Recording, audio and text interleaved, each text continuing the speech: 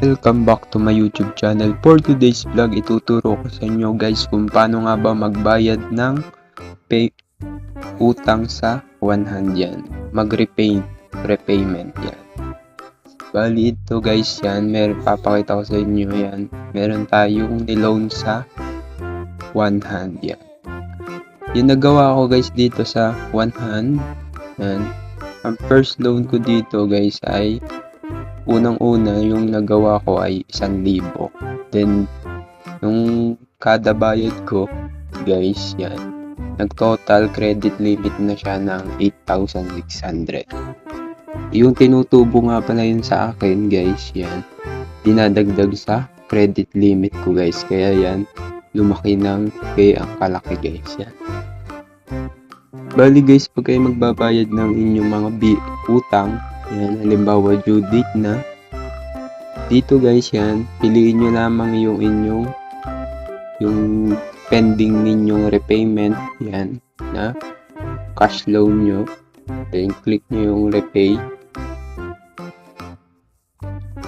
Halimbawa ito guys, yung 482. Yan. Dito guys, pag kayo nagbayad ng GCash, lagi naman kayo guys may GCash dahil pag umutang kayo dito sa one hand, ang send ng pera ay sa GCash guys yan. Dito guys yan, piliin nyo tong recommended na to guys. Yung GCash Direct Webs Pay. Yan. Click nyo lamang guys yan, then i-go now nyo. Pupunta guys dito sa GCash account ninyo guys yan. Bali, wait nyo lamang, naglo-loading lang siya. Then dito guys yan, i-open daw yung ating GCash. Yan. Then pupunta kayo guys sa GCash nyo guys dito. Syempre, sa akin lang guys ay tutorial lang to. Bali wala yung laman, 17 pesos lang laman ng GCash ko. Yan. I-demo ko lang sa inyo. Yan. Bali dito guys wala siyang yung charge fee. Yan. Kumbaga walang pinakadagdag. Yan. Halimbawa, magkano yung utang ninyo, yun lamang ang kakaltasin ni GCash. Yan. Walang service charge, guys. 482 lamang, guys, yung aking yung pinaka-monthly installment ko na inutang sa one hand. Yan. Bali, kung may balance naman kayo, i-pay nyo. Yan. Then, wala na naman siyang service charge, guys.